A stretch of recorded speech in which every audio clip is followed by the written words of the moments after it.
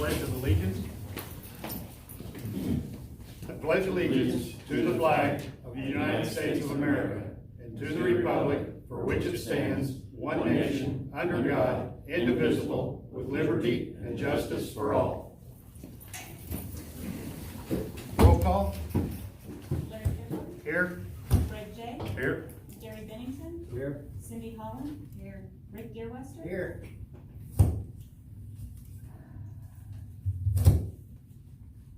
And do you need to mention the additional attendees in the town?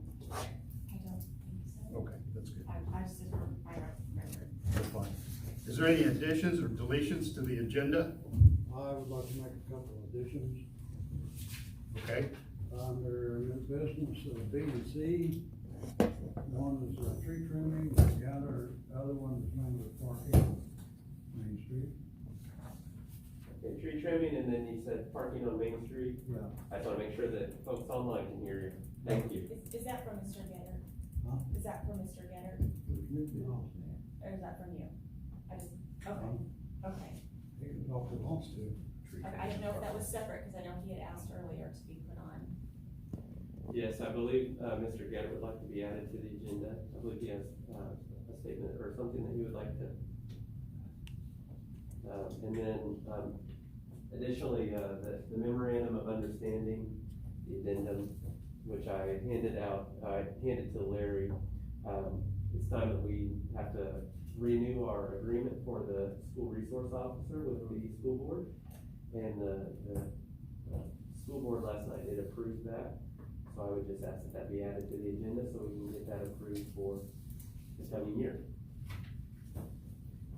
One other thing, the BZA, they're at kind of the bottom of the agenda, and they asked a little bit ago if they could be moved up to the top. And then I have one more item.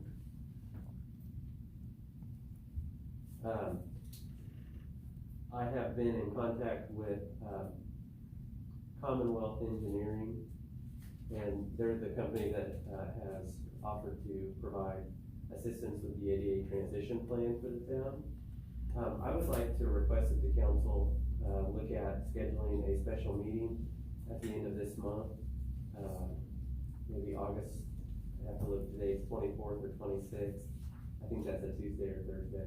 So that we could discuss the ADA transition plan with Commonwealth Engineering. Thank you. and you said you wanted to move, planning the BZA up? There was a request for that. Okay. Okay, do I have approval of the minutes I'm sorry, the agenda as, amended? I'll make a motion. I'll second. All in favor? Aye. Aye. Aye. Approval of the minutes, we need to do these one at a time, don't we? Yes. Okay. Minutes of April 14th, 2020, regular meeting. And just for your knowledge, we had to go back in time and, Sam done an excellent job, Kelly's done an excellent job, and try to figure out, which minutes had been completed by Ms. Galloway and which had not. I believe that now we should be all caught up, so credit to Sam, she's done an excellent job. Kelly's done an excellent job helping with that, so. Make a motion to approve the April 14 minutes. Okay, do I have a second? Second. All in favor? Aye. Aye. Aye. That was 5-0 approval.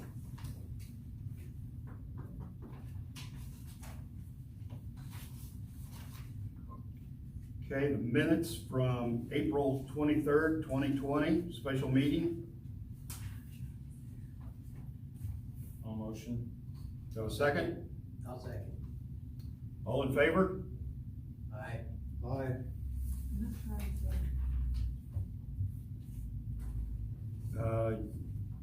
Yes, you were. Aye. Aye. Approval, 5-0. Okay, minutes from May 18th. I'll make the motion. Do I have a second? I'll second. All in favor? Aye. Aye. Aye. Aye. Thank you. Minutes from June 2nd, 2020, special meeting. I'll make the motion. Do I have a second? I'll second. All in favor? Aye. Aye. Aye. Aye.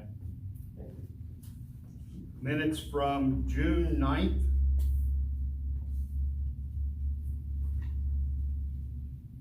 And that was a regular meeting.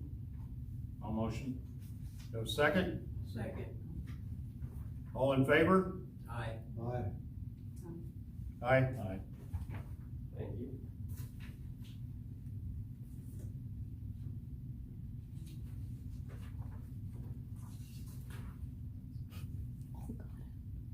Okay, and July 14th, 2020, regular meeting minutes. Do I have a motion? Make the motion. Second. All in favor? Aye. Aye. I have to stand on Aye. Aye. 4 ayes, 1 abstention.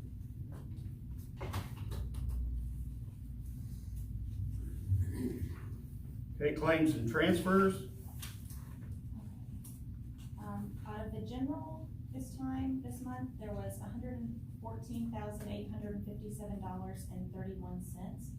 I do want to point out something to you, just to make you aware. If you look at the first page, the first couple pages, you'll see that the dates, go back to like February. There's a couple Februarys, March, April. There's a few things on there. Just to clarify, Susie Bass, our auditor, she did those, and when I questioned her about that as well, she said that those were APBs that had not been done previously, and when she was going through the books and she was reconciling things, she caught that, and so she did that this month, but per the computer software, you have to date it for the date that it was supposed to have been done. Right. So that's why that abnormality is in there. Those dates are not for this month. They were done this month, but the date is different. Okay. And that's why you asked her down there, the APB number. at the bottom. I believe so. Okay, do I have a motion to approve the general? No, I'll make the motion. Do I have a second? Second. All in favor? Aye. Aye. Aye. Aye. Thank you.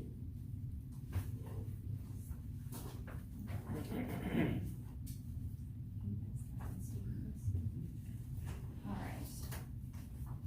For the water, came out of the water this month was $29,680.26.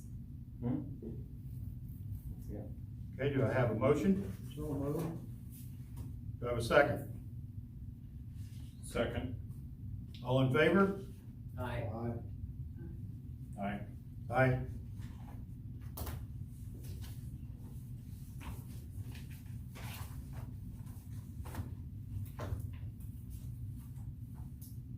Wastewater. Out of the wastewater was $38,321.43. Okay, do I have a motion? Do I have a second? Second. All in favor? Aye. Aye. Aye. Aye. That was 5-0 approval.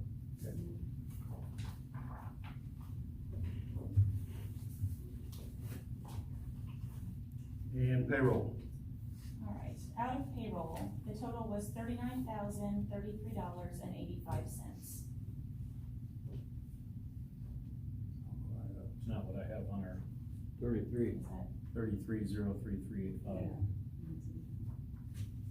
on the allowance docket? On Payroll. Payroll, yeah. On your agenda, you have 33, but you said 39. Oh, I'm sorry. The number on the agenda is wrong. This is the allowance docket that I gave you is that is the documentation. And I apologize, I don't know where I got that number from.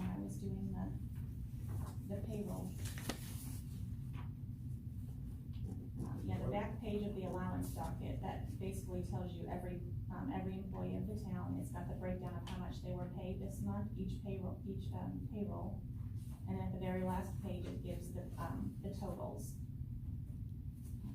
What the normal salary is, which is the $38,664.46, and then there's overtime of $369.39. And those two added together are $39,033.85. I apologize for that error on the agenda, so I don't know how we proceed. 33.85, is that right? $39,033.85. I'll make a motion. Have a second? I'll second. All in favor? Aye. Aye. Aye. And Cindy, did you vote? Yes, I. Thank you.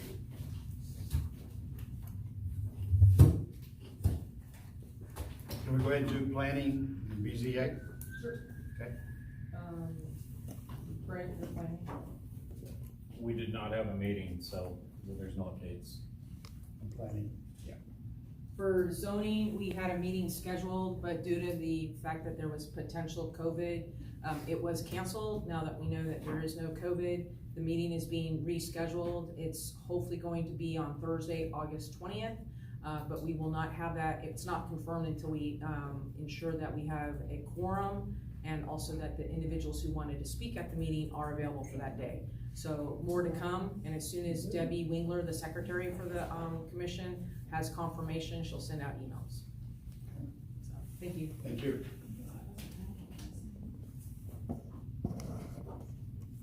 Okay, town marshal? Address, I guess, from here. Okay, this month's report, we've been actually very busy. The year-to-date report, we're showing we're at 1,701 calls for service, 145 assist other agencies, 590 police services to citizens, with 119 traffic arrests and 482 warnings. We've made 25 warrant service, 46 misdemeanor arrests, and 25 felony arrests. So we've got a lot of hours in, all the guys are doing some pretty good things. We do have a new reserve officer that we'd like to get sworn in this evening. Todd Hopkins, if you want to come forward.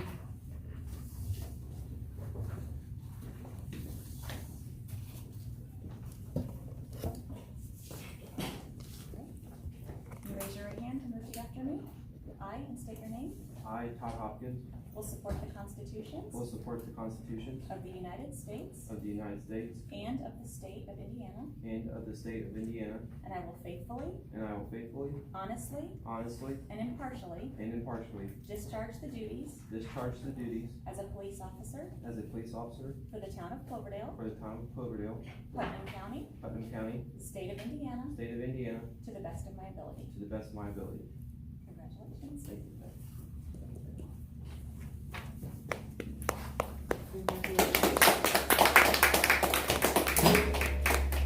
Todd completed his 40-hour pre-basic along with Wade Warren, and him went to the same 40-hour pre-basic. We also have another female officer that just completed her 40-hour pre-basic last week. That will be actually here at a future point so we can get her sworn in.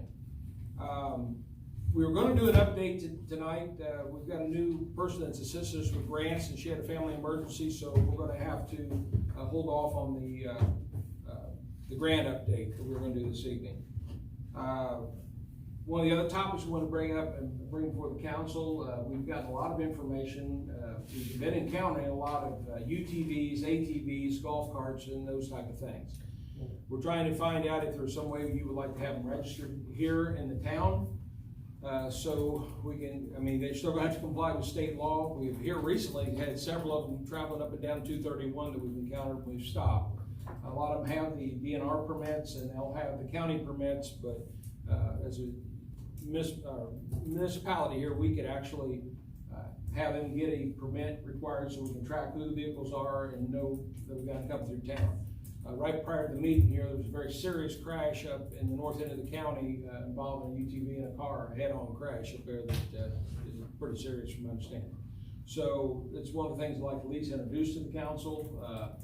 We have a lot of them I know coming through Stardust over there that a lot of people have the golf carts and different things, and just a consideration, we're gonna do that to make sure, you know, they comply with a certain set of standards for the community. Thoughts on that, kind of a discussion, Daniel? I'm sorry, I was answering a question on here in regards to the golf carts. The golf carts, ATVs, UTVs, and tank. Yeah, I think ultimately, it is within the discretion of the council in deciding whether or not you would like to potentially look at some kind of licensure requirement, put up some kind of fee for having that. I think in balancing that, you want to consider, of course, the risks that those vehicles do pose on the road. Depending on who's driving it, especially, you know, the age of the person. But if that is something that the council would like to look into, we could most definitely do that. Daniel, do you know of any other communities that have a license like that? Yes, I want to say that, I want to say Terre Haute actually has that, but I'd have to double check.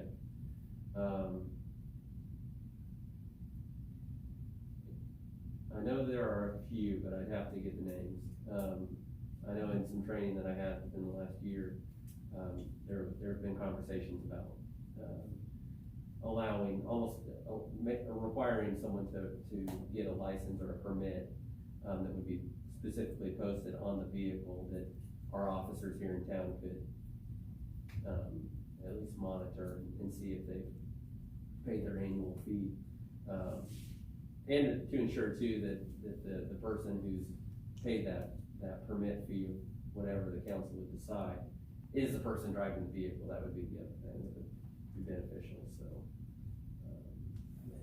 Most of the times I do see them, they're on the back road, they're not on 231. Is that something we can govern as well? Say, okay, we do a permit, but either way, you're not allowed on Main I Street. think that's a state statute. That's a state statute, they're not allowed on the state road, 42, 231, they wouldn't be allowed on, side streets, Right. you know. Some county roads, right? In county roads, they have the county permit, they can operate on the county roads. And they can cross. They can State cross, highway. yeah, they can cross state They highway. can't use the roadway. Correct. And when they apply with the county, are they given a set of rules, statutes or whatever? Yeah, I'm sorry. Yeah, They just changed it. They have to apply it to B&B now, and it's a 3-year sticker. They pay $30, and they're given the rules and the test. Oh, they are given a test also? Yes. So if we would do something like this, we should require them to also do the county. Is that not correct? Well, the county stickers that they apply for at the B&B only allows them for county roadways. It doesn't allow them in any city. The city has to mandate their own ordinance for that. But if we require them to have the county, they would also have the training. Is that not correct? Correct. Larry, Yes. can I ask a question? Sure. And this might be directed to Adam or the marshal. Are golf carts allowed on the sidewalk? I think it's, you call it 295, that goes down by, Dawn, that sidewalk, the new sidewalk. There was a golf cart coming down. we've got, right now, we've got them all over the place anyway, that's why we get more and more questions and inquiries about them. And we have seen here in the last week, we've had several now that have started driving up 231, which is a violation of state law. So that's why we went to address that. So that's where the ordinance would say whether they could use the sidewalks, not use the sidewalks. We would set some parameters, and we have some enforcement tools, and everybody would be on the same page and understand what they can and cannot do. Because right now, I guess it's just open, is that what you're saying? There's no law? No statute. The golf carts aren't. What is aren't covered statute by the for- county. They say that, What is statute for like nighttime use?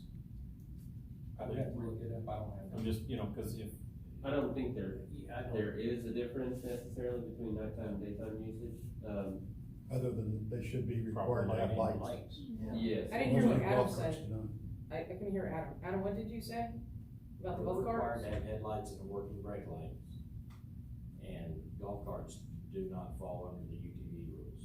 That's what I was wondering.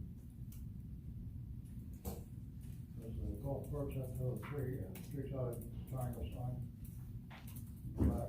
Well, that's the thing, we can establish what you want if you want them to be able to operate. I think it's something we can move forward with and look at some of the rules, such as golf carts and lighting and, you know, kids with helmets, that type of thing. So I think it's definitely something we can look into. Well, golf cart takes up the entire, I mean, I ran into one, if I hadn't gone onto the road, the golf cart was gonna, like, Well, from my understanding, golf Found me carts over. are not authorized on the roads, right? Correct. Period, so. golf carts are only allowed on a golf cart? I mean, a golf course, excuse me? Guess we don't know, I guess, is the bottom line. Daniel? So they could be, the town could allow them to be used on town roads. Providing that they have the lighting and. Right, well, and you gotta think too, at nighttime, if the vehicle's out on the roadway at nighttime, that could be concerning if they don't have the appropriate lighting. But the law basically gives a lot of control and authority to whatever the municipality is in controlling that, so, the law basically says that a town can adopt traffic regulations concerning golf carts, and, the town has not done that. I know in the past, probably year or two, we've had conversations, I feel, about this previously. But we never did take any kind of action, so, I think we could most definitely look at some requirements, for individuals wanting to use the UTVs or the golf carts on our You town think roads. you might have some rules down around the cataract lake, Lake Park? We can certainly look out and see what other municipalities have, some rules and regulations. And really, we can kind of see then how we wanna tailor make it to fit what we think is gonna be right for our specific town. So like I said, this was an introductory to kind of bring it back up again, cause we have had several encounters and several inquiries from people about it. And we've, in Stardust, we've had several kids driving golf carts and stuff around too, so. I mean, it is occurring right now, So, you know, and our goal is to inform the public and make sure we have something that everybody's on the same page and have those rules, so. I don't know, are there any restrictions on golf carts in Stardust with the HOA? I don't know if you would know that.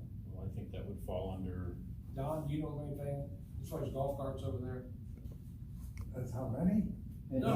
no, if they have rules with the HOA. With the HOA, No, there are no restrictions by the HOA, because the HOA takes the position that the roadways are the jurisdiction of the town. So it would fall They under are our fall under- statutes. Okay. Agree. They have no rules. alright, thank you. The other thing from, yes, I heard it said a while ago that the person that applies for the vehicle permit, is that the only one that can drive the vehicle? well, that'll be determined on how you write the ordinance out. Yeah, Okay. I think that's something that maybe the council could consider, if you would just have to determine how you'd like to write it. Thank you. Okay. One of the other questions came up, one of the last meetings, was about we had the business owners come in talking about the speed limit along 231. I made contact with the state highway department. They are going to do a traffic study on that. It brought to their attention. They're supposed to be getting back with me, give me some updates on that, but they're gonna have their engineers, people look at it. They said it has been a little bit of time since they've revisited down there, because it goes from 45 to 40 to 30 to, or 45 to 30 to back up to 40, and then several times through here, and it becomes very difficult for people. I've seen the flags across the road already. Yes, yeah, so they're doing their study right now, so, you know, yeah, I've seen that. So they're trying to get an idea of the speeds, what we're dealing with right now. So, and we have had increased enforcement efforts, you can see from this last month, the officers have been back out and enforcing the speeds along 231 and some of the other side roads and such. One of the other news sheets, if you look back in there where you got the arrest photos back in the back, which this was a busy month there. I have 19 photos, and it's learned today I have one other arrest that we've got to capture for next month. So we actually had 20 arrests this month, and a lot of them for drunk driving, some methamphetamine, warrant service, that type of thing. But a new thing I'm showing in there, I'm gonna start trying to track the different accounts that the police department has, and I'm trying to show as far as our budget, because we're now over the half point of the year. And in operations, we have 70% of our budget left. And this time typically in the year, we would have used, have 50% left, and we still have 70% left in operations. Repair and maintenance, we have 88% left in it. Communications, we've only got 34% left because we have a bunch of outdated computers, and we've had that computer work since we did the transfer over, so we've had some expenditures on that. The public safety avoidant, we haven't touched that yet with the vehicle, possible with the vehicle and stuff, and how we might earmark that where we can use it with that grant when that comes out. The education, which comes, it is that $3 we get back for violations and stuff that come back into town. And we were sitting fairly well with it this year, but we found out that one of the bills has not been paid the last 3 years. And so we had to make payments to get caught up, which was like $800 a pop on that. So we are about tapped out in our education fund. So for the academy stuff, we're having to pull out from some other areas that we can use. The same thing with the K-9. We're right now at about zero with the K-9. That's where Natalie coming on board. She's going to do some fundraisers and stuff for the K-9 program so we can get back up in a good place with it. Donations, we're still sitting pretty good with donations. We got like 100% of our police donations, but we're going to work out some things with Kelly because some of the bills that were paid before really need to come out of donations so we can gain some money back on the other side, which will probably help in the education arena and the other. So, but I'm going to try to start presenting that to you so you can kind of see where we're at on a monthly basis with percentages and stuff. So, and it's helping us. Rick's doing a fantastic job in there tracking this stuff. Which my last thing to bring up tonight, which at some point we've got to need to address is Rick, because he was taking full-time to part-time. He's 29 hours a week. He cannot get everything that's required of him done in that time period, plus taking on the security of the building. So I know we've got some training coming up and such, but that is a concern to us to be able to get him where he needs to be. Would he come out of operations then? Well, it's salary, it's out of the salary portion, and the salary wasn't shown on here, but the salary is kind of a separate thing. From my understanding, we can't really touch it right now on other than what's established. I'm still learning all that. Yeah, so We we're will learning. find out more Thursday. Yes. Yeah, Yes. okay. Yes. Okay, do we need a motion on pursuing the UTV and golf cart? No, we don't. Okay, so Is that, you'll be working on that as well as, yeah, I'll draft some proposals for the council. At least we'll continue to, I guess, brainstorm and start thinking about how we want to craft this ordinance and I'll present those to you for your review, and then we can make changes and talk through those. So I found some different municipalities, just briefly here looking, that do regulate golf carts, ATVs, and UTVs on the roads. Westfield, North Liberty, and there's different municipalities that have some restrictions in place on those types of vehicles. So there's definitely other municipalities that do have ordinances on the books that do regulate these. And before I yield, I got one other alibi, and that got me thinking with the ATVs, UTVs. We also brought up, had some conversation about all the washers, dryers, and everything around the appliance guy. He has cleaned all those up. I don't know if anybody's noticed, the sidewalk is open, clean, the alley's clean and open. Of course, some of that stuff's gone up to Dad's tire shop now, and we've had a lot of inquiry about the go-kart, but I believe that's one of the topics that BZA is gonna be covering. They're gonna present, they're gonna present. yeah. So that's, want to kind of give an update on that, but the downtown area around the appliance guy store, it's all open and clean and looks good. Thank you. Now I got a question. Yes. If I might ask, if not, just say so. You said there was a bill that hadn't been paid and you were having to take some of your $3 money to pay that off. Yes, Okay, may I ask, when that bill wasn't paid and who didn't pay it? well, it was, the last 3 years? Rick's the one that's trying to get caught up, but I think it's the Police One account, which is where we get our training done through. We do our online training, and that, actually, we started doing that in 2018, 2019, and then 2020, that one will be coming due in November. And it was about $800 a pop. So our bills were getting paid by the clerk treasurer at that time. Kelly wasn't here at that time, but it didn't get paid. So that's $800 for each year. 2018, 2019, those are caught up now. Okay. Thank you. Anything else? That's all I have. Okay. Fire chief? Clerk treasurer? Okay, I have a couple things on behalf of the utility workers.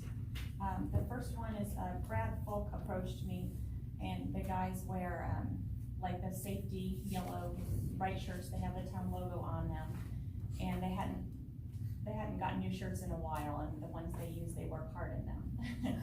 And so he had gotten a quote from Oddfellows Printing right here in town, and it's in your packet, and he's looking at purchasing 20 t-shirts, and I believe that would be 5 apiece for the 4 guys, and it's a total of $291. I spoke with Susie Bass, and she said that would, with that amount and with what it was for, that it was necessary, and we did have the money for that, and if you wanted to proceed, that they could do that.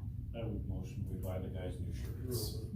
Do we not have a thing on the books right now that, gives them a clothing allowance? Not that I'm aware of, but we do have, I don't have the ordinance in front of me, but I'm fairly certain it says, water manager, clerk treasurer, and town manager have the ability to, spend, I believe, up to $1,500 without council. That may be what I was thinking about. Yes, we said that. We could address that too first as well, right, to clarify it for maybe the workers out there. Yes, And put it in the budget. So in instances like this, I'm sure they're probably just trying to be cautious and present it to the council, but, the water manager actually would technically, under the ordinance, be able to. Have the authority to order shirts. Yeah. They can spend that money without any authorization from council, but we'd still like to have an accounting of where the money did go.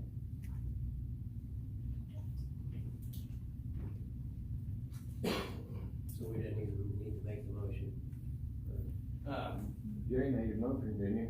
I did, but if it's not needed, Yeah. I think since it's below the 1,500, just go ahead and purchase it. Yeah, Brad is he's the water manager, or water foreman. Brad is- Street, no, you No, should. he's street. Richard's. Richard's the water, okay. So yeah, with our ordinances on the books, he could make that. I think somewhere there is a clothing allowance somewhere. There may be, I'd have to look, I'm not aware of it, I don't think we've ever had it come up in one of our meetings, so. All right, the second thing, and this is the paper that I gave you that was not included in your packets, this just came this afternoon. And I'm actually not asking for a motion or anything on this, I just wanna bring this to your attention, at this time. Richard presented me with this information, it's from the company's utility supply company. And basically what they do is they have to, they have to replace meters. Meters go bad, the water meters go bad, and they need to replace them periodically throughout the year. I believe what he told me was 10% a year is normally what they replace. And then there's just some other miscellaneous things that happen. What he would like to do is, instead of purchasing them, in small amounts as needed, he wants to enter a contract with this company, and this contract would be to provide 12 meters every month, and it would be a year-long contract. And so that's why the amount is so large. And I spoke with Janet today briefly, just because this had just come last minute. And just in the quick conversation, because all this is so kind of last minute, I'm just presenting this to you to research it and asking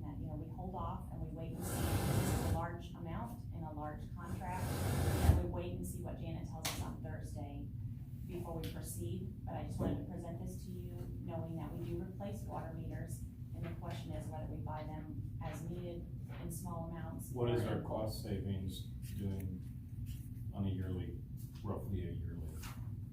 It looks like, and I didn't do this information, like I said, this came last minute and it was given to me, it looks like a savings of $9,000. Do we have an inventory now? I don't, yeah, I don't have that information, but, Richard, you know, certainly I would encourage you to talk to Richard. He would have most of this information. I also have the phone number, back in my office for the man that he talked with at the utility supply company. So you could certainly talk with him. And I'm not sure about other, you know, other towns might, you know, what they do, if they do as needed versus this type of a contract, but, and it would depend probably on how much we need per year as well. Sam, did you wanna say something? So on the meters, if they have any meters right now, it's less, like, it's only a few. Yes, Richards, they had enough right now, at least today, he told me he had one in his truck, and Brad had a couple spare parts or something. But I was told that if they needed something, they could order, you know, just a few to get them by, and they could have them within a day or two. Okay. So this would be 12 months for a year. Yes, and that, actually, let me run you through, the top line, the $288.57, that is the price of 1 meter a la carte. So if we're just gonna go buy 1 meter, that's how much it would be. The second line is if we were to buy, if we were to enter into the contract, they would charge us $225 per meter, but we would be required over the course of 12 months to purchase 144 meters, and so that's what that $32,400 is. So we would have to make that whole payment, we just maybe make monthly payments, but Yes. make sure we buy that amount. Yes, yeah, we would be making monthly payments on that, which I believe comes to $2,700 a month. That third line item is something it's related to the meters, but it's for, basically for reading the meters, when the guys download the meters. What we have right now, and we have, because we've been replacing meters in tiers, we have different levels. We have older ones, we have, you know, some newer ones, and then some really modern ones. And to get the information off the meters, we have, with the old ones, we have a handheld system that they used to have to go use. And now the meters, now they've got a laptop system, and then the newer meters are going to, these belt clips where the guys don't even have to get out and dig into the meter pit. They can ride down the street and it'll download all the information off the meter to them. And so that was a separate line item, and Richard was, I know he was trying to get them to throw that in as part of the contract, but they decided that the savings was good enough. And so just a heads up to let you know, that's how much one of these belt clips cost. And that's gonna be on there. That's something that, you know, they would like as well. And we currently do not have a belt clip. We do not have a belt clip, no.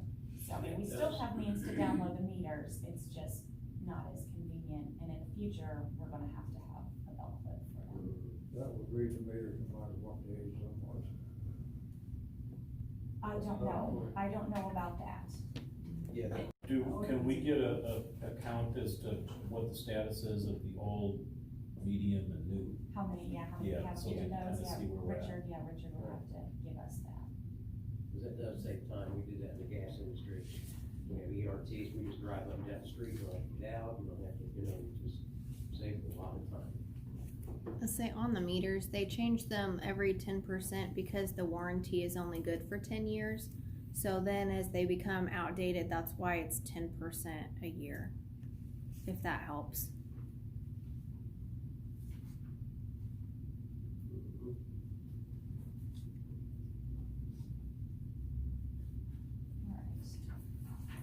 And then I do have, an adjustment, and like, this is really close to I was reading the ordinance, and this is really close, I'm not sure about the amount and everything, but this was a very large, adjustment. We had a customer that had a leak, and it's provided in your paperwork, and it will show you the bill. They had an abnormally large bill due to the leak.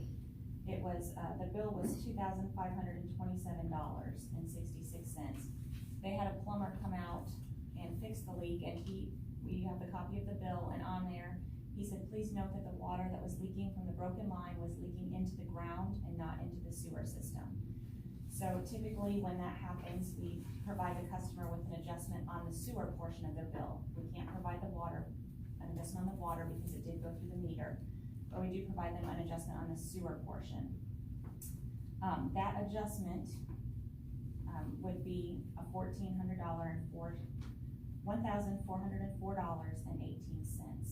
to their bill.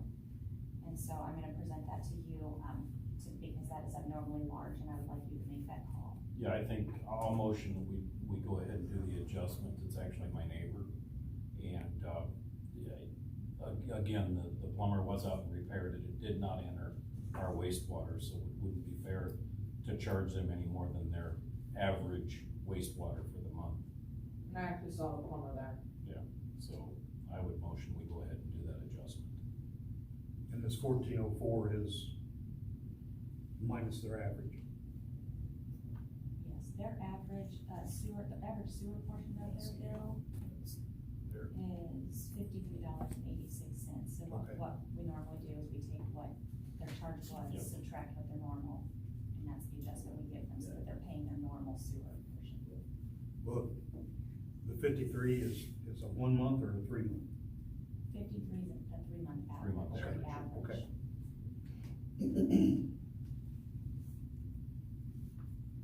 Okay, do I have a second? I second.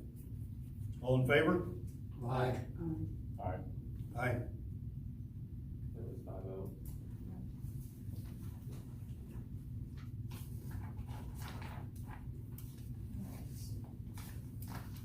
Okay, I feel like this is the moment everybody's been waiting for. Alright, we've been looking at doing some online bill pay in the utility office to bring us up to date, to be more convenient for the customers and to help them out as well. We've been researching actually a couple different companies. The one that I'm presenting to you right now is called Invoice Cloud.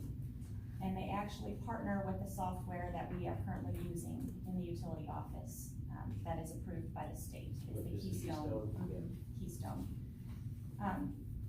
So they integrate with our software system, so everything is fully automated. It doesn't cause any extra work transferring numbers back and forth for the utility workers.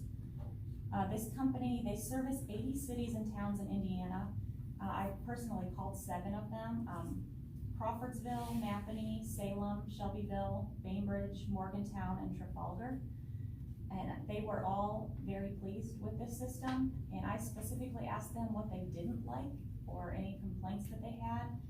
And only 1, maybe 2, had one thing that they weren't crazy about, and that was that just the fees that they charged the customers to use the system. Which, and I'll get to that in a minute, but that was the only thing they were happy with the way it worked. Their customers were pleased of how easy it was to use. So that set my mind at ease a little bit. The cost to the town, there's no initial fee, once we sign the contract. But it will cost $99 per month, and we have to enter into a 3-year contract. It starts when we go live. Like if you decide to do this and we sign the contract, they said there's a 3-month setup fee, which we won't be paying for. But once they get it completely set up and we go live and our customers can actually use the system, we'll start paying the $99 each month. There is a possible chargeback fees or ACH rejection fee, and that's $15 each. Basically, that's just like a bad check fee from the bank. If somebody uses the system and their credit card gets denied and they've already made the payment, then they'll charge us a $15, which I would assume we will write an ordinance to pass along to the customer, just like the non-sufficient funds fee of a bad check. The cost to the customer, let's see. Yeah, that is on, that's on your sheet as well. They can choose several different ways to pay.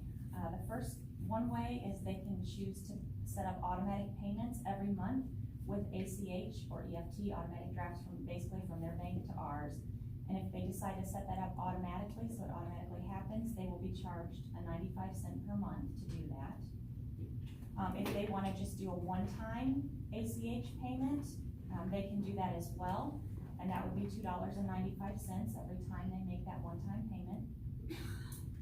They can use their credit card or their debit card, and they can do that as a one-time transaction each month, or they can also set that up on an auto pay as well.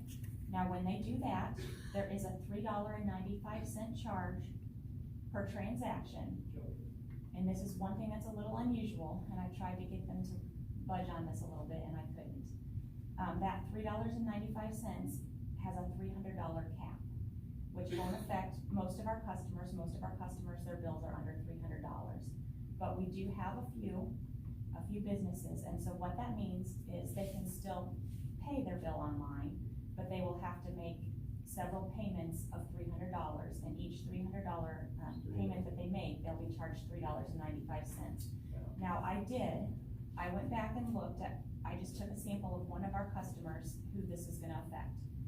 And I went back over the last year of 2019, and I just added up all the convenience fees he normally pays, when he uses the credit card machine. And then I added up what he would have paid if he were to use this new system, paying the $3.95, per chunk. And actually, it came out with the new system, he would have saved $24.50. It's very close, but he actually would have, it would have been a little bit of a savings. So, just giving you that information. Customers can pay with the system. There's like text. They can get text notifications, they can pay by text, they can do online, they can pay by phone, if they want. I know we do have elderly in the community who are not, don't wanna go online, but they still wanna pay by their credit card. They can call, and there's a number, and there's an automated system, and it will walk them through to pay with their credit card through the automatic system if they want. There is an extra $1 fee charged to that if they do. But currently, for now, we're still keeping our credit card machine because we use that for ordinance violations, dog tags, bulk water sales, things like that. So, I would hope as things go on in the future that we can phase out the credit card machine and go strictly to online, but for now, that option is still available. So if we have an elderly person who just, that's just not gonna work for them, that would be fine. They can still, do that the way that they have been in the past. This is for the water bill, right? Yes, this would be water bills only for right now. Still might check in for you. Yes, yep, and we still have the drop box in the parking lot, and they can still mail the check in, and they can still come up to the window and pay that way during business hours. This just provides extra option that's more convenient, especially for the younger generation that are used to text and not having to think about things. They can just put it on auto pay and be done with it. I know several people have said that their water bill is the only bill that they have to remember to pay every month. All their other utilities are all on auto pay. Yeah, and this system does have the option for our customers to go paperless. So if they don't want to receive a paper bill from us, they can receive their bill online. They can receive it via email, text, all that type of thing, which would give cost savings to the town eventually, because for the bills we're not sending out, we're gonna be saving on the billing and saving on the postage.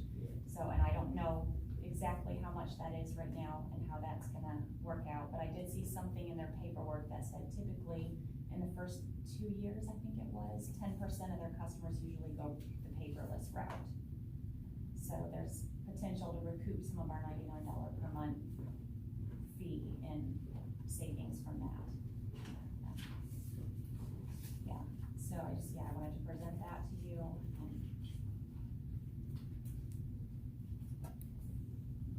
I would motion that we go forward with it because it's something we've been talking about for months. Yeah. And I think it's a service we need to offer to the public.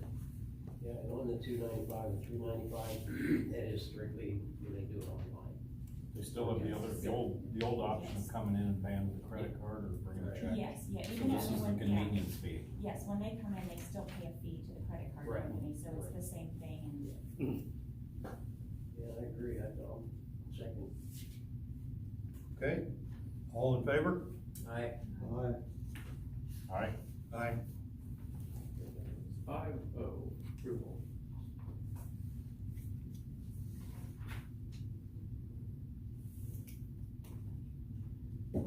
the last item I had, and like I said, I wasn't sure how to do this either. When I went to the bank to get my name on the accounts and Larry, when we were signing off the things, they informed us that we have a safety deposit box at the bank, and it's strictly in Cheryl's name. She's the only person on it. So we need to know, like, who do you want on, you know, have authority to open that box? You know, Larry, myself, both of us, or somebody else. But we need to figure out what to do with that. I do have the keys to that. I would recommend that on the safety deposit box for security purposes, that it's a two-person at a time.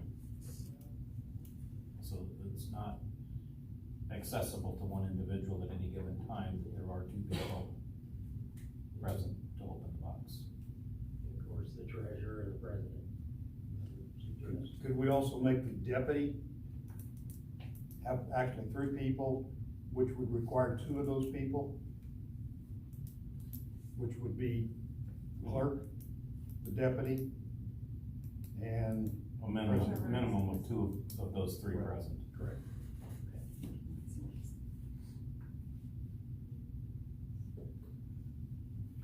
Do we have a motion? Yeah, I make a motion that we have 3, yes. Second motion. All in favor? Rick? Aye. Harry? Cindy? Aye. Aye. Okay, you do need to give them a copy of the minutes of this meeting to allow that. Daniel, you could probably provide a letter authorizing them as signatures, Can you get in the Yeah. second one? and that is requiring 2 personnel, 2 of the 3 to open the box. Yes. Most definitely. Yeah, with the minutes and a letter from Daniel on our town letterhead, then they will allow access. Daniel's gonna write a letter stating the fact that it's 2 of the 3 must be present to open the box. Okay, redevelopment? So, I don't believe there's anything on that, other than I do want to inform you that I spoke today with a gentleman by the name of John Ford. He's one of our state senators, actually. He works with, something called the West Central Conservancy District.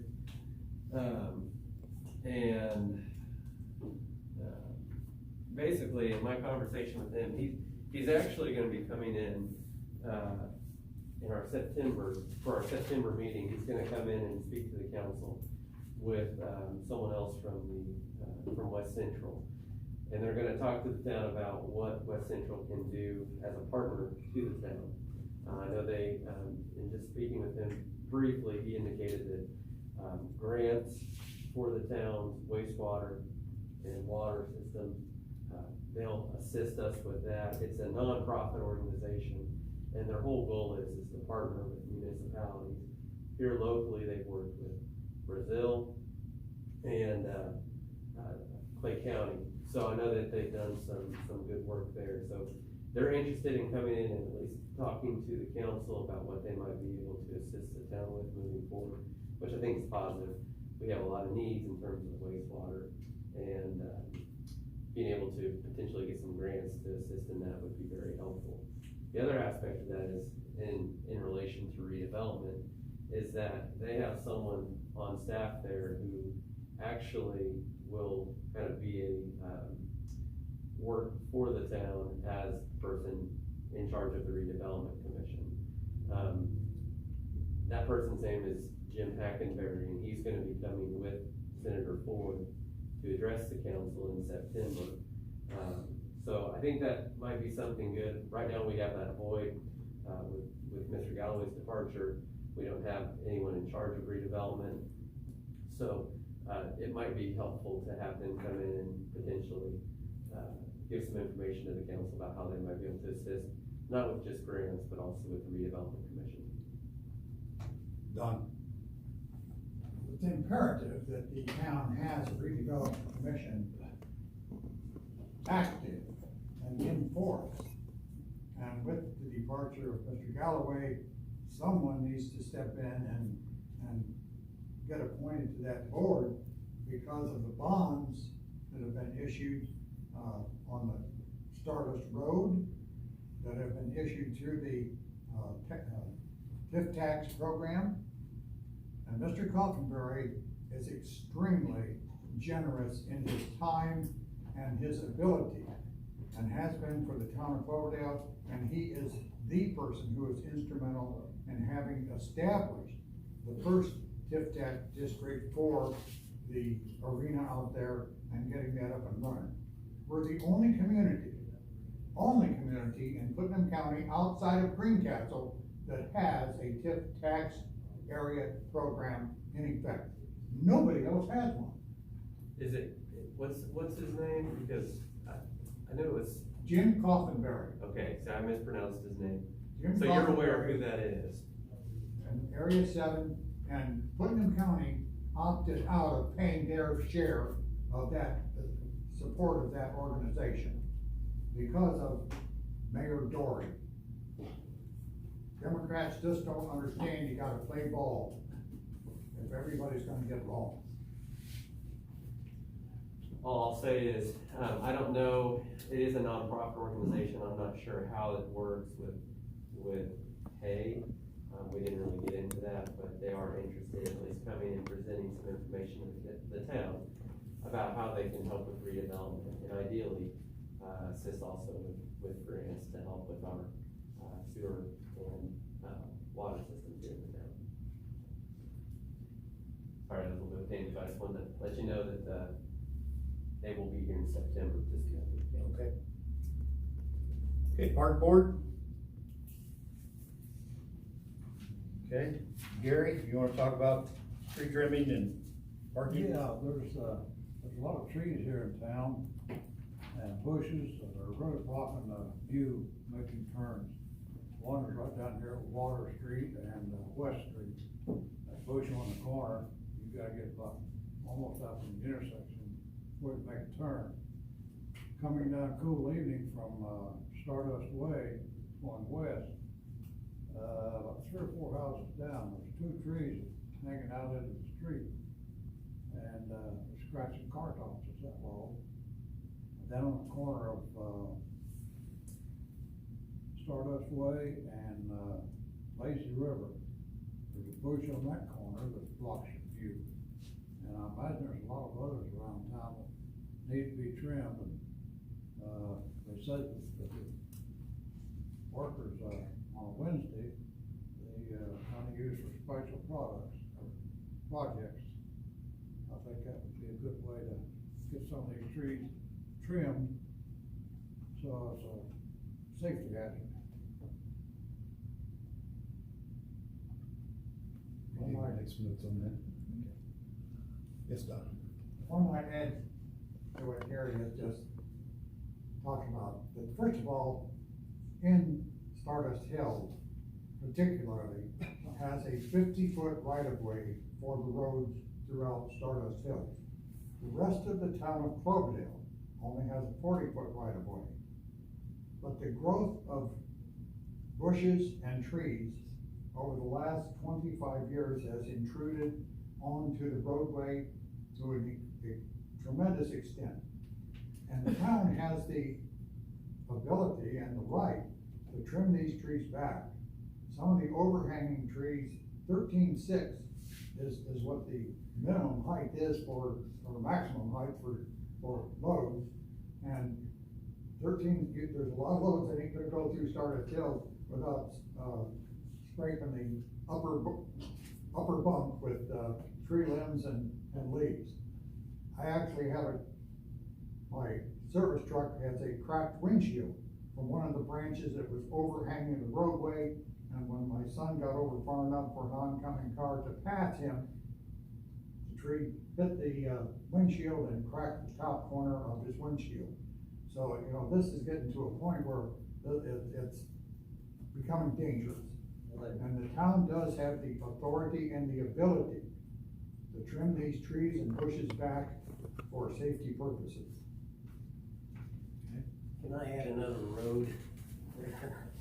As you come out of McDonald's and you're gonna make a right, that vegetation right there to the left, You got cars that fly down 900 that live way back there. Can't see them coming. You can't see them coming. I mean, I almost got hit. And I crawled out and was like, oh man, if I had just pulled out, it was over. So, and I don't know if that's, if the town has that right. I don't know whose property that is. They do, it's It Ralph needs- Lee's, isn't it? It's Yes. Ralph Lee's. Yeah. There's another out there at, Cool Evening and, Lazy River. That house got plants and Yep. trees planted almost out to the edge of the road. You have to get up and make a turn there. Yeah, to turn left, because every time I turn left before I take a ride on my bike, I figure I'm gonna be wiped out. Yeah. So, yep.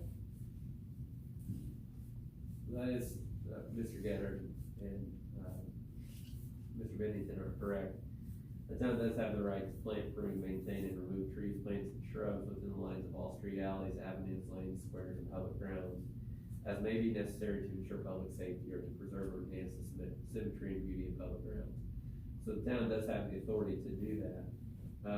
So if we had a list of potentially, what corners may be problematic, maybe we could send the street guys out there and see if they can look. Maybe Steve and you guys can start maybe putting together a list for us, so what you see as hazardous. Okay, John? About the parking issue? Oh, I'm sorry. Yeah, I, would like to see some, 2-hour parking signs from the old inn all the way to, I think it's Columbia Street, just past, the auction house. Columbus. Yeah, Columbus. Both sides, 2-hour parking. Some of the businesses there, people park there all day, particularly on Saturday when Jeff has the auction. And, there's businesses that people just can't get into if they want to stop because they're parked there all day. Now, they can move them around every 2 hours, but I'd like to see it from the old inn all the way to Columbia. I guess that's just, south of Logan there, to, Columbia, both sides. It's Columbus, isn't it? Columbus, Yeah, Columbus Street. I would like to add to Gary's comments again. We need to level the playing field, and while it's commendable that Jeff Rich has a, very successful, Saturday business with the auction house going on, but the town took the initiative to put up the time limit signs for parking at the post office and limiting that area to 10 minutes to alleviate the problem that the post office had for those patrons that were simply hogging the parking area immediately across the street from the auction house. Well, if we ever hope to have any successful businesses up and down Main Street, Cloverdale, we have to level the playing field for everybody. Yes. And if we put a 2-hour maximum Saturday to Saturday from sun up to sundown, that would help alleviate a problem, especially on auction day.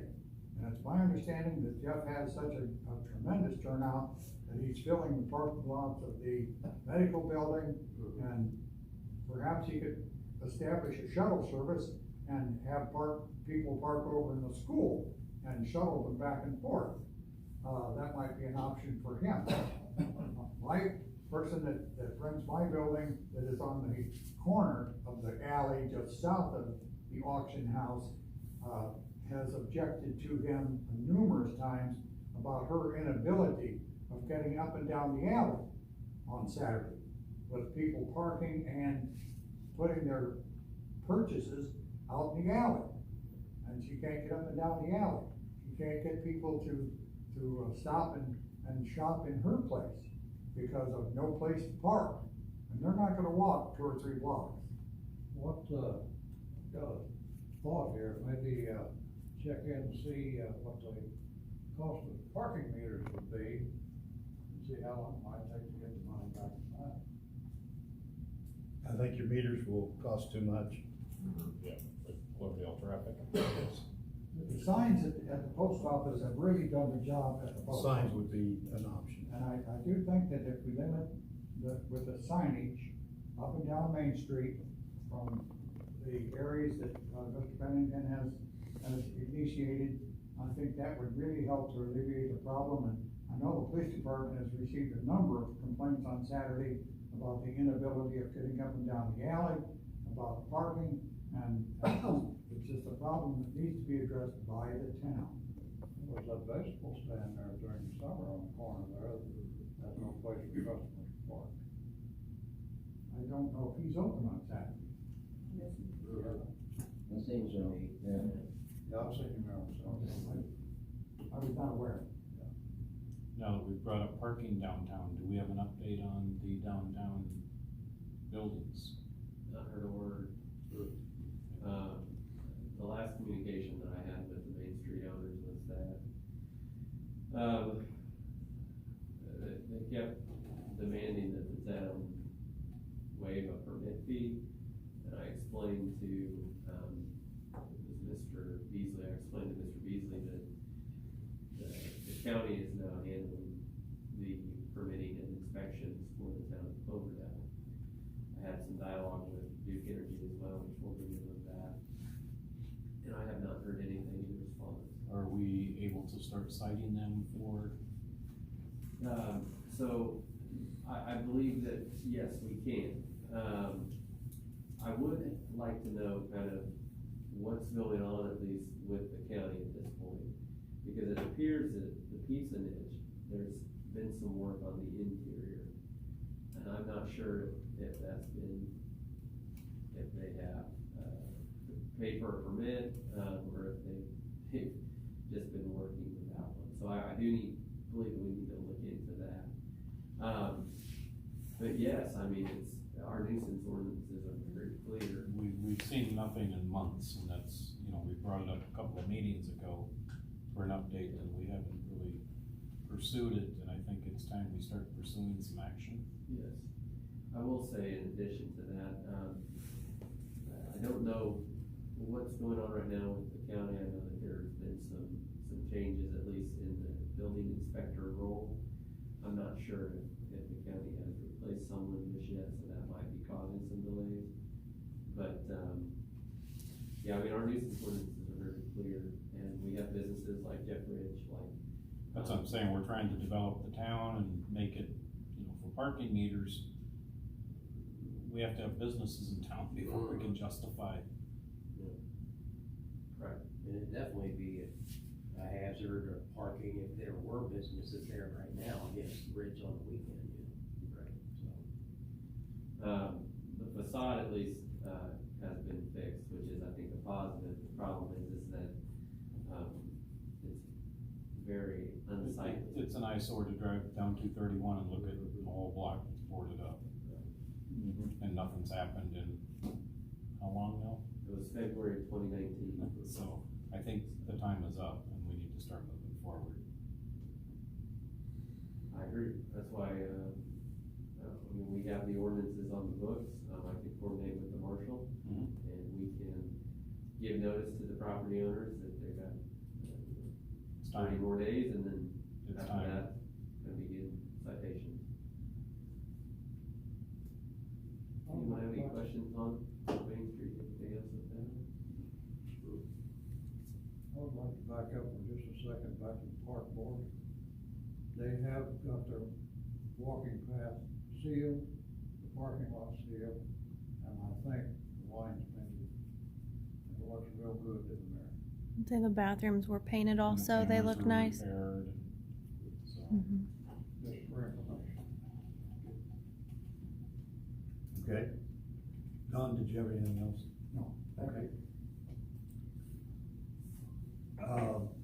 School contract, About Robert Sheriff Galloway. well, we'll go ahead and do this first, and Oh, okay. go to the back page.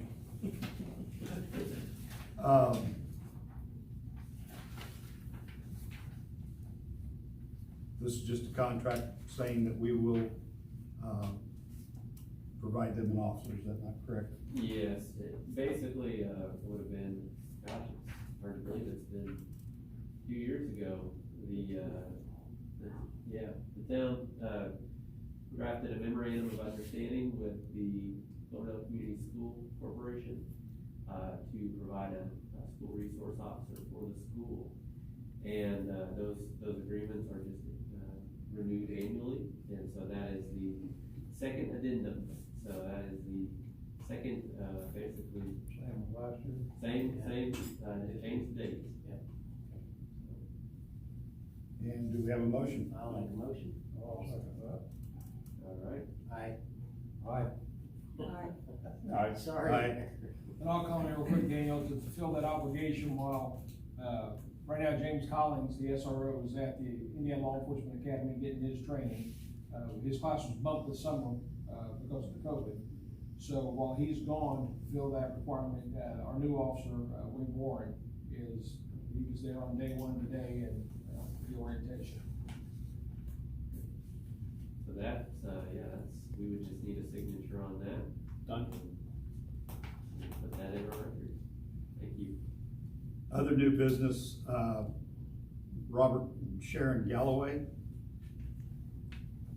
Okay, I can just briefly address this. I know a little bit of information about this, but I've received an email, or, I'm sorry, I believe the town received maybe a written statement from, Robert and Sharon Galloway, and I believe that would be Wayne's parents. They have indicated that, let me read through this just to refresh my memory. They said on June 2nd, 2020, they started having issues with their sewer backing up. They called several plumbers. Said they asked the town employees to check the manhole to see what manhole that these individuals were connected to. And it sounded like they wrote that there was some difficulty finding the manhole connected to them. So they hired a plumber to do a lateral dig, some kind of, I think, they must have had a sewer line running from their home to the main line out on 231. And I think they connected across the street over near the Dollar General. They just tapped in there where the, like, Soul Harvest Church, Dollar General is located. I believe there's a manhole there close to that. It says here they're requesting the town reimburse them for the cost of the lateral of $6,500. It says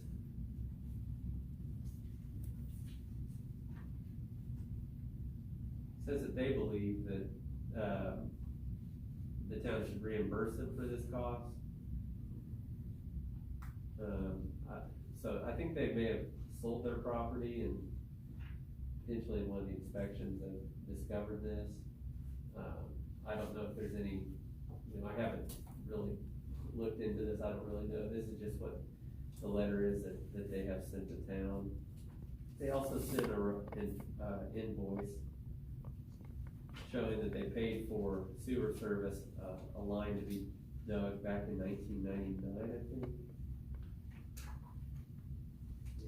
So, I don't know what she's requesting other than, the reimbursement for this new sewer line. I don't know if the council was having discussion on that. Well, my interpretation of the letter was that they had hired a contractor many years ago to do the tie-in. And it was supposedly discovered that it was never tied in. And I think that's what they were looking for, was the reimbursement for their sewer cost over the last, how many ever years it was. And my concern or question would be, where was their sewer going if it wasn't going to our system? Well, in talking to Brad Falk at the sewer plant, street department, he indicated that Dorsey had traced it almost to 231. It was a 2,000-foot lateral. There was not a manhole put on it. It's just the way it was done 21 years ago. they hired that contractor 21 years ago to do the tie-in. The Galloway. Yes. And, it's unfortunate, both of those people are dead now. But, I don't believe the town owes them a dime. I noticed something on the bill here too. Starting in January 12th, that's when Cheryl took office here. Their bill doubled, more than doubled. And then from January 15th to June 20th, it dropped down, but all those years, it was a lot higher than it was for the 20 years before that, or 10 years. I do feel like that, you know, after 21 years of sewage, you would have some kind of indication Someplace. that there was some kind of issue, and I don't, Mr. Galloway, his son is not, Wayne's not here but I've never been told of any kind of issues that they would have had in the past. Right. I'm sure he would have spoken to Wayne if he had issues. And my understanding is Dorsey Plumbing did, trace it out pretty close to 231. And when we allowed them to reconnect at the manhole by Soul Harvest Church, we did not charge them another tap fee. And I believe they're asking for their tap fee back on their original. You're right, we could have charged them $1,000 For for new that tap. new tap, which the town did not do.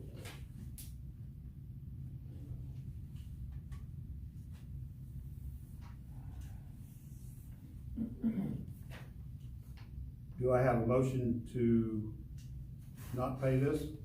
I'll make a motion that we do not pay a I will second it. Okay, we have a motion on the floor, first and a second. All in favor? Aye. Aye. Aye. Okay, that's 5-0. I don't have, I don't know if, I might be able to send an email to Mr. and Mrs. Galloway just indicating that the council is not going to be paying that. I'll see if I can find a way to contact them and let them know. Yeah, they said they had their forwarding address, but just the phone number to call. Okay. Daniel, do you want to talk about Commonwealth some more? Yes, I just wanted to, I'm streaming on Facebook, so it's hard to multitask, but, I would like to see if the council could go ahead and set a meeting for the end of August. Let me pull up the calendar here. It would be August 27th. No, I'm sorry. I wrote that thing. Yeah, I'm sorry. It's always having the budget meeting Thursday night. We are. That is the 13th. Okay. So, on the 13th, the town will have a training for its budget, and there will be discussion in regards to the budget. The town will be having a dinner for the individuals who are gonna be teaching, and we will be streaming that online. The council will also be accepting questions online and, here at Town Hall. So if folks have questions, we definitely want you to participate, but, we are gonna, utilize that time for training purposes. And then I think, so it would be, August 25th or 27th. I don't know if you have any availability on those evenings. This would be an opportunity for a couple individuals to stop in. I'd like to have Commonwealth Engineering come in and speak to you about the 8A transition plan. I've also been in contact with Rob Kendall. He is a gentleman who's worked with municipalities across the state. He thinks that he can assist the town with attracting some businesses and some industry into the community. I'd also like to get him on the agenda for the end of the month for the council, for you to at least have conversations with these individuals. And then finally, I'd like to, I think we need to look at revising that sewer use ordinance. That was on the agenda for this evening, but I've been a little occupied with some other, real time-sensitive matters, here over the last few weeks, so I haven't had time to adjust that sewer use ordinance, but, I would like to get that also on the agenda for the end of August. So I would just like to know what date works best for you, and, Good to 25th or 27th. That's good, either one's good for me. okay, what? Gentlemen, do you, Cindy? I can't do either one, I got training at work all day. That's 25th or 7th, is that gonna be for attorney, new attorney? No, No, Commonwealth. Commonwealth Engineering, they're the ones who are gonna assist us with the ADA transition plan for the town. Okay. Yep. I'm not available on the 25th. But I could do the 27th is looking for a better day. Like the 27th? Yes. 27th work? Okay, so we'll just plan on having that meeting on the 27th at 7. And I'll send out some information in regards to those folks. Of course, with the ADA transition plan, we're well overdue for that. We need to get that done. I know NDOT is wanting us to get that done. Also, at the end of August, we might want to begin the process for putting out bids to replace that sidewalk there on Lafayette. I have not been able to get in contact with Travis Farron, the gentleman who installed those sidewalks. So, Where's he located? you know, I think he's out of Mooresville, but I can't say that for sure. I think he's on the west side of Indianapolis. Mooresville area. Maybe Monrovia, right there. I'll get his phone number for you right now. Okay, Thursday's meeting is at 5:30, is that correct? It is at 5:30, and it's gonna be a long one. It's probably gonna be 3 or 4 hours, so that's, we're gonna have dinner here and Bring an pillows opportunity and to. pillows and Yeah. stuff. Caffeine, we'll bring coffee and, chocolate, so. What's that? Yeah. I don't know if we can do that, but, We can do it. Look, just put it in a cup that says this is not beer and you're fine. Okay, is that all you have right now, Dana? Yes, I just have some questions and comments from folks watching online. Okay, we do have the billboard left here, Billboards left. and I believe, Gary, you had some things on the billboard? Yeah, the one I was talking about in the past, I, was not the one for this contract. I wasn't aware of that. I was mistaken. But, if we, didn't he say somewhere that it wasn't anything wrong with the thing and wouldn't have to be anything done to it? If we, don't play this year, will we take it down or? They would have an option to do that if they had someone to rent it.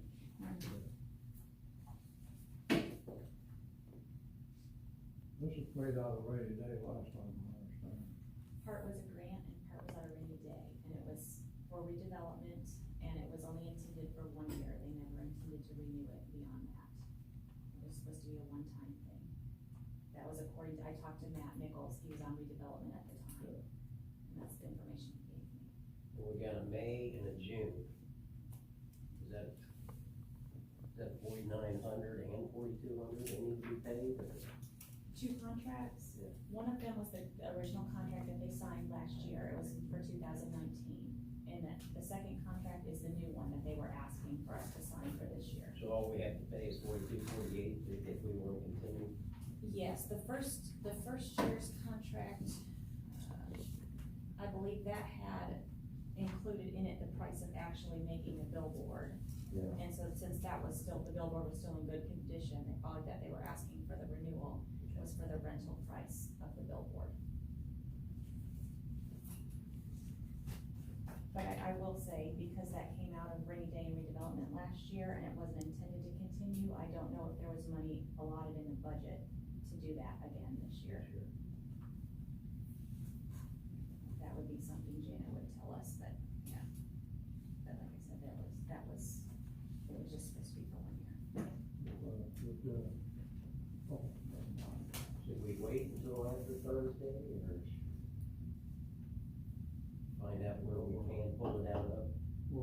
weather's better, if it gives better a month, now it was late on. Yeah, that's true. We still have the white sign that was put up, that's, Eric Heyman has provided that free of charge, so Yeah. that white sign will stay regardless of what you Yeah, decide on. that's the one I thought we were talking about on the bill.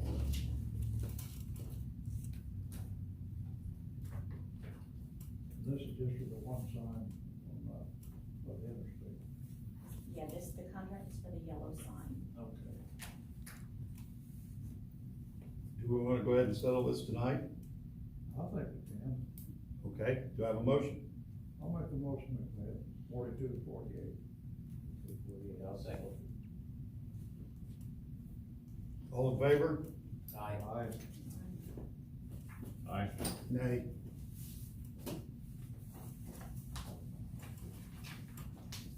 And now, questions from the audience and online?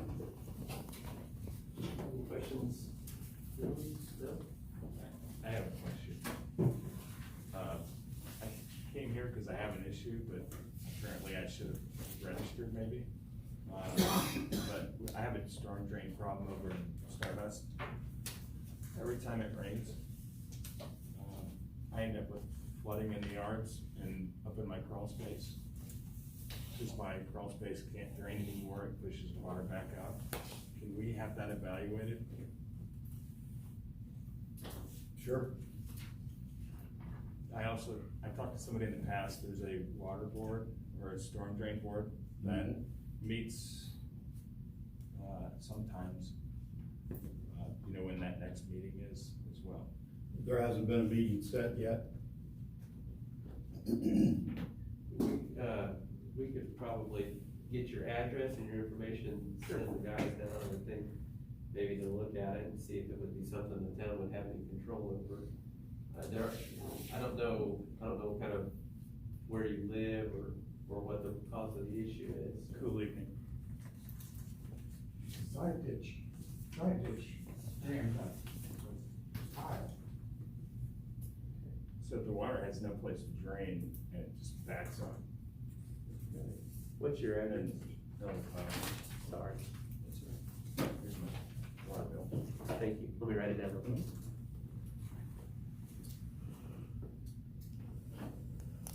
I will forward, I'll wait till after the meeting, I'll write that down and give it back to you. Thank you. I can send that down to the guys. Go look at it and see what's going on. Okay. Okay, any other Yeah, questions? Sorry, we've got some comments. Debbie Wingler indicated, be aware that this website is www.doxo.com/infos, town-Cloverdale, will take money for town utilities. You might wanna check into this, Daniel, and see if it's a scam. I've not heard of that. It might be California, Cloverdale, California. Okay, We've had that where people try to pay their water bill and it's to Cloverdale, California. okay, yeah, I don't know, I'm not aware of that website, so I'll have to look. Oh yeah, they do. Yeah, the online bill pay, when we do set that up, it will go through our website. They'll set that up on our town's website, so just to be clear. Okay. Renee Cameron said, does the town have equipment to help Main Street organization level our property? We could possibly use an overflow parking. I'm not sure where she means, if she's referring to I think she's talking about, like the pizza dish area? no, I think she's talking about the area back there on the other side of the ice house. She's talking about Loveland where that berm's at back there that Main Street owns. Oh, yes. You know what I'm talking about? Where the old railroad tracks. Where the old railroad track was. Yeah. When the railroad was taken out and when basically the hump was taken out of the road there, there was still a hump there on Main Street property that's adjacent to the ice house. Yeah. I'm sure it's, And that's what it she's would talking about. provide for more parking.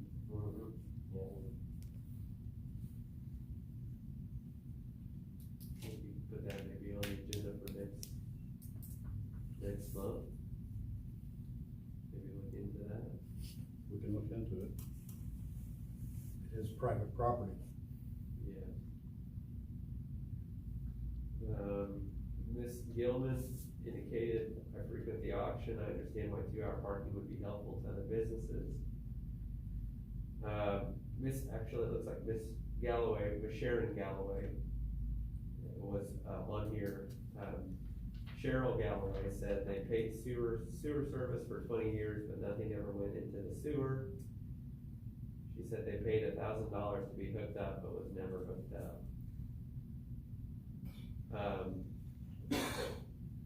Sharon Galloway said, I will be notifying the IDIM now. Renee said yes, it was at the ice house. Greg Dusing said, what's the possibility of getting water line extension? I don't know, I'd have to get a bit more information from Mr. Dusing, I'm not sure. And then, Renee Cameron said, I'd be happy to get our board together with the council to discuss the parking. So, it looks like that's everything. Okay, call this meeting adjourned.